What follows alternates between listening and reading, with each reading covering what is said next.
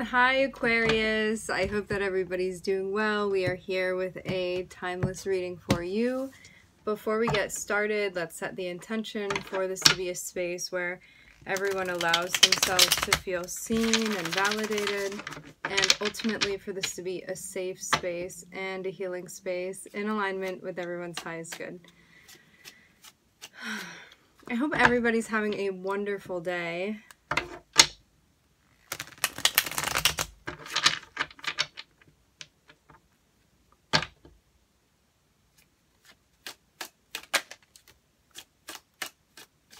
We're starting off with the sun. Sun is a great place to be, especially to be starting off with. I see the first card generally as like the overall tone, and what the sun represents is happiness and joy. Something may have happened that felt very serendipitous. You could be like getting outside, getting some sun, feeling cleansed by that. Some of you are getting out in nature. I'm seeing stuff about flowers here. This can also be you just doing things that you enjoy, around people that you enjoy being with, spending time doing the things that you love. This came through in the last reading. I'm getting an activation in the crown on the left side. Somebody may be going through an activation, an awakening. Can be an opening up that's happening.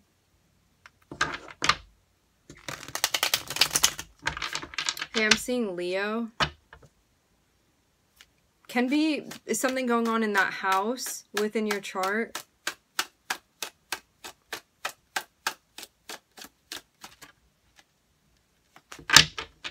I feel like nothing else wants to come out except the sun. Not the worst thing ever, right? So yeah, sun speaks about, and what the sun represents in your chart too, is about joy and vitality and happiness and where you're putting your energy. Wherever the sun is within your birth chart, it's where you put a lot of your focus and your time and your energy. For example, if you have your sun in the 3rd house, like I do, there's a big focus on chatting, information, gathering information, learning how to do things, being very curious, communication. 3rd house also represents siblings, short distance travel, day trips, messages, messengers, vehicles, many things. So yeah, wherever your sun is, for those of you that are curious, wherever your sun is in your birth chart, you like bring your light and your energy and your focus there, because that's what this is about. So something is going on. You may be putting your focus on something that's feeling tedious for some of you is the word that's coming through. I'm seeing 10 of Wands and the Devil. This can be feeling stressed out by something that you feel sort of has more control over you. It can be a situation, a person has more control over you than you have. Like, you may feel like something has the upper hand within a situation. This can also just be feeling like the matrix is getting very magnetic, kind of pulling you into something where you're like, I don't know if I want to be a part of that. This can also be to have Devil and the King of Cups here.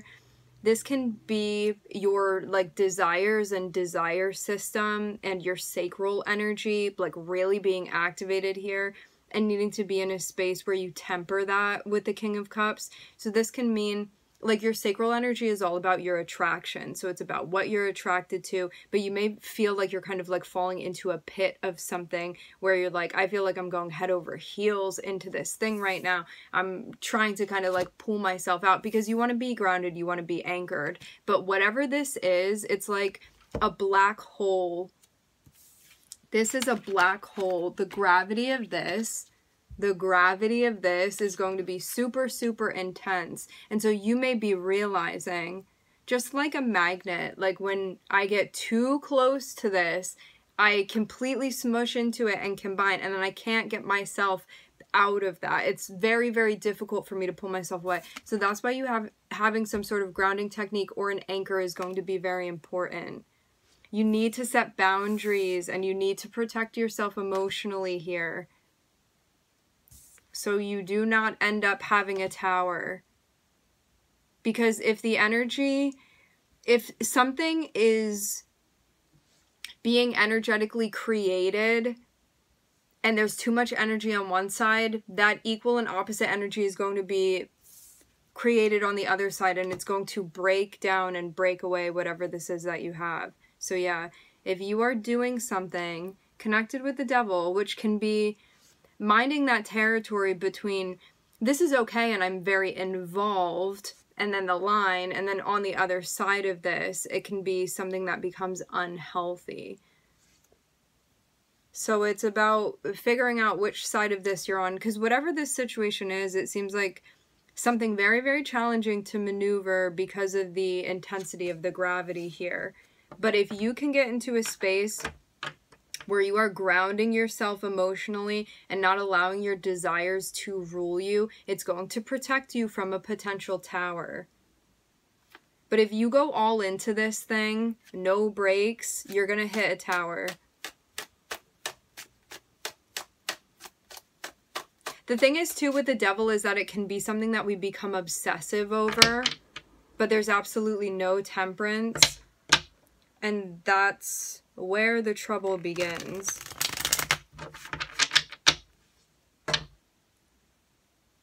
Because it can be kind of like you have blinders on and you can only see this thing.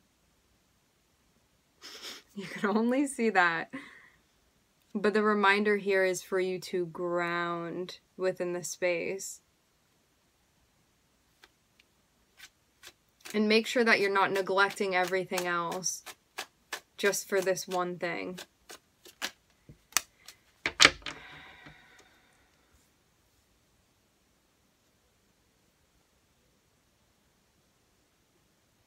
But yeah, it's going to be hard to break away from this because it's something that, however your desire system is coded, this thing is like the perfect key for that, where it like activates that within you. And so it's something that is going to be super, super attractive to you, super, super seductive to you. A person, a situation.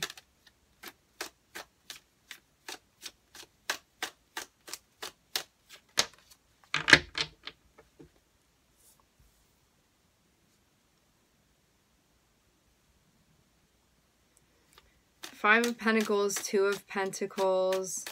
This can be a challenging spot where you find yourself. This can be trying to manage. Okay. When you get, I'm seeing this all be associated with the devil, okay?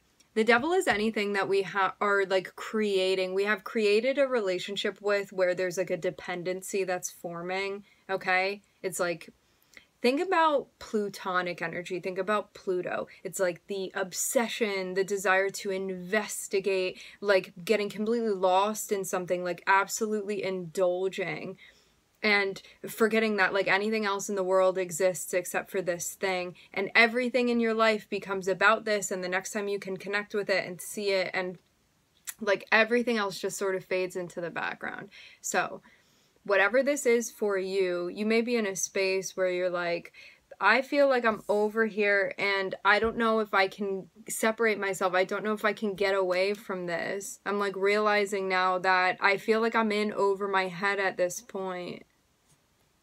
So something may have happened very quickly and now it's like you're in the tar pit and you're like, how am I going to get out of here? It's one of those moments. You didn't go into this knowing that this was going to happen, but now you're in a space where you're like, how do I get out of here? And you may be really doubting your ability to do so. You can definitely do it, but the devil is going to come with that sense of illusion of like, you can't escape from me now, I got you. Like a situation like that.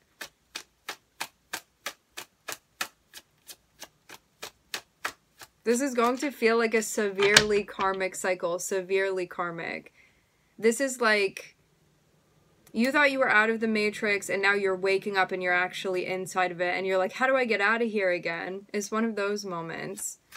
Like, something has caught you. You have found yourself caught.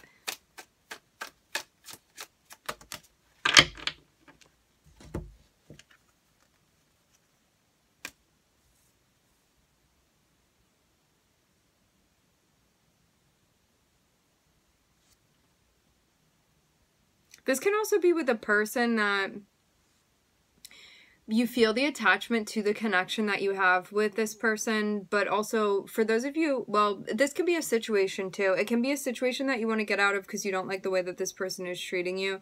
You trying to have faith within this situation, but not wanting to sabotage your growth. Not that you would, because even when we're going backwards, we're like still making progress, you know? But what I'm seeing is that you may be in a position where you're like, I don't know like what arsenal I have to be able to defend myself. I feel like I went into this with an open mind, and now I'm mindful of wanting to be honest with myself and not sabotage myself, because I really would like to avoid a tower. Because it feels like there is still room to avoid this, to kind of steer in another direction. It really feels like one of those times where you're like, wow, this, like, you got me. This situation caught me. Like, I fell into it, you know, which is going to be a moment of awakening too. Even though you realize that you, like, fell into the trap of something, you making that realization is like the beginning of an awakening within this particular situation. But it's something where you're like seeing your mind frame where you're like, wow, look at how I wasn't empowering myself. Or look at this. This is a situation that triggers a poverty mindset for me. This is a trigger situation that activates hopelessness within me. This is a situation where I feel like I'm powerless, or I don't have a lot of faith. So it's beautiful because as much as this is a very sticky situation, and the thing is that situations need to engage you fully. Like, if you knew that this was a game, the whole thing would feel like a game and you wouldn't have fallen into it in the way that you did. And so you kind of need to like believe in the illusion. That's what this is here for. To get you to fully engage. It wants you to fully play. And so you've been fully playing. And now you're waking up and being like, oh, I realize what's been happening here. I realize what's been happening here. I see why I fell into that. I see what was missing within me. What I thought, what I perceived was missing within me that put me in this position. Because I felt like I needed this thing. Whatever this thing is for you. And now I'm seeing you be in this spot where you're like, so I'm realizing both where I am and where I'm not, what I'm struggling with, what is my particular challenge within this situation. It's feeling very, very heavy and challenging and stressful and difficult to maneuver through because now I got caught up. And how do I defend myself? You may find yourself in a situation with someone or something that is just looking out for themselves, but you're kind of trapped within this situation now. And so now you've been like partnered up with whatever entity this is, whether this be like a business or a coworker or a partner or interpersonal relationship of any sort, you with yourself even, where you feel like something has kind of seduced you into the situation because it played on your desire system. You walked into like this Venus flytrap of the situation, karmically speaking, which like don't hold anything towards yourself about that because it's meant to, like, it's designed to play on your desire system to pull you in. This is how you get into karmic situations, because when you're identified with the desire system, which is naturally a part of being a human, you succumb to these situations unless you're not identified and acting on the desire system, which is very like counter instinctive for us as humans. It's like something that is very hard to transcend. So it's just totally normal for you to have like fallen trapped to this situation, right? Because it's designed to do exactly that. But now that this thing has sucked you in, you're like, I'm actually not having a good time anymore. Like, I thought this was fun, and now it's just turned from like a fairy tale to a nightmare within this situation. You feel like this thing that sort of seduced you and pulled you in doesn't care for you in a way that maybe you thought that it did care for you. And you're like, how did I get in this situation? Why am I here right now? How do I get out of this? So it's one of those moments where, again, you're like awakening to what's going on. King of Cups and the Fool is going to be about how you maneuver through this situation by doing your best not to give this a reaction. Whatever this situation is for you, this is something that is going to trigger your ego so much. Because this can be somebody projecting onto you. This can be somebody saying things to you that you don't resonate with or don't identify with. Whatever this is that's happening, which can put you in a spot where you're like, well, now I need to defend myself. Like, I can't have this person coming for my character, saying this about me or whatever. I have to defend my honor. You know, you're going to have feelings like that within this. But the actual trick is to not engage. That's what the King of Cups is about. That you can see all of this nonsense that's going on here and know that it has nothing to do with you. It's not about you. It's about whatever entity this is over here. And that you just give nothing. Do not respond to it. You just keep doing you. And it's going to allow you to break away. So this is disengaging. This is cutting the cord. This is, I don't have anything to prove anymore within this situation because it's not one that I'm going to win within if I play that game, because it's designed for this other person to be winning that game. So this is you taking your care and putting it into something else, putting it back into you, putting it into, where do I want to go next? This is going to be a restart of my storyline. So what does that mean for me? And where do I want to put my care and my attentiveness and my emotions? And this is also an opportunity for you to practice regulating. And this is also shadow work for you. It's ego work for you. Because again, this thing, this person, whatever this is that's going on, it wants a reaction from you. Don't give it a reaction. That is how you defend yourself. That is how you protect yourself. This thing can feel you pulling away, and it's like, where do you think you're going? And it's going to try every trick in the book to pull you back into this situation. So the best thing you can do is not give it a reaction, which is going to be so difficult. It's going to be so difficult, but you can do it. And that's what's being encouraged here. It's like, try on this new outfit. Let's see how it feels to be the King of Cups. Which is, I'm going to be in charge of my emotions. You're in charge of yours. And me giving you a reaction is taking on the projected energy and playing back into it. And I'm going to be the one that is in control of my energy and where I put it and what I put it into and what I give it to. And so you can let this person run around saying whatever about you, and it really has nothing to do with you. So this is you going back to minding your business and focusing on what matters to you. Focusing on areas of your life where there's hope. I'm getting something about corn here with this. Maybe something that you're manifesting. It's reminding me of, I'm hearing fields of grain. Like maybe something new that you're going to be manifesting within your life. But yeah, this person or this company, whatever this is for you, that now like the mask has fallen off within this situation, okay? It's going to try to drag you back in any way. You have to know this.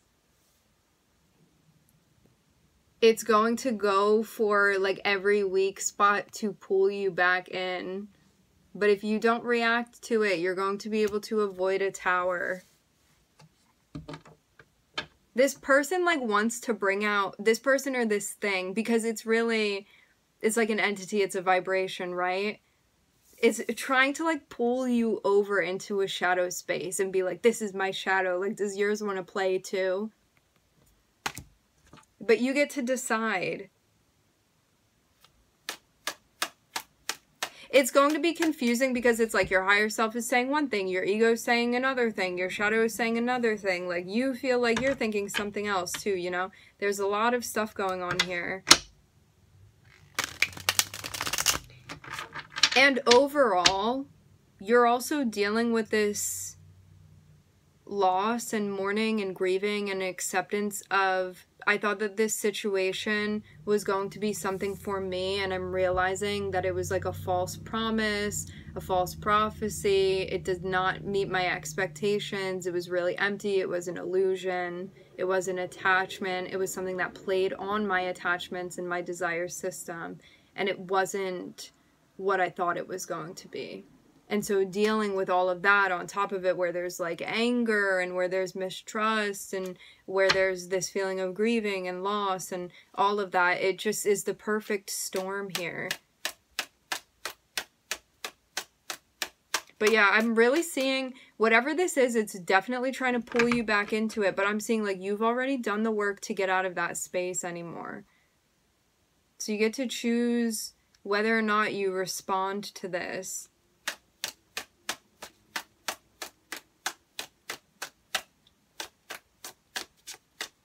Rather than feeling like, oh, I gotta say something.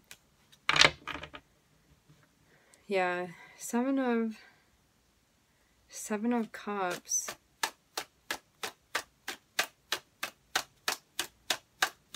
This whole thing coming to light could have really just flipped a situation on its head for you.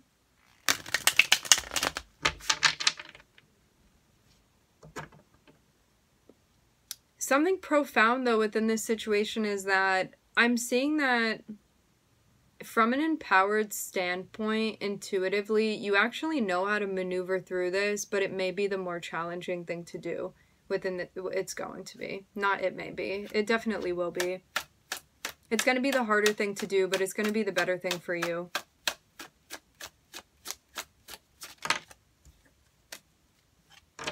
Restraint and control, thinking about your future and not wasting your time on nonsense that's going to be here today and gone tomorrow.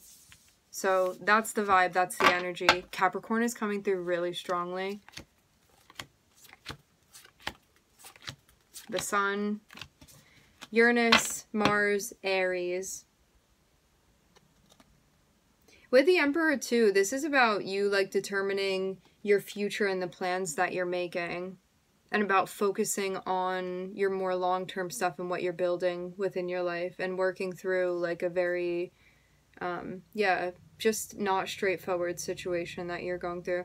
This may really be throwing you off emotionally and bring some fogginess in that maybe you thought you had moved through, that now is sort of returning a bit, but it's just something that you're going to come out on the other side of again. This may be a somewhat similar process to something that you've experienced in the past, is what I'm feeling. And it feels like this time around you move through this much faster. And when you come out on the other side, you're going to be like, wow, I completed that very, very quickly in comparison to how long it took me the last time that this happened. All right.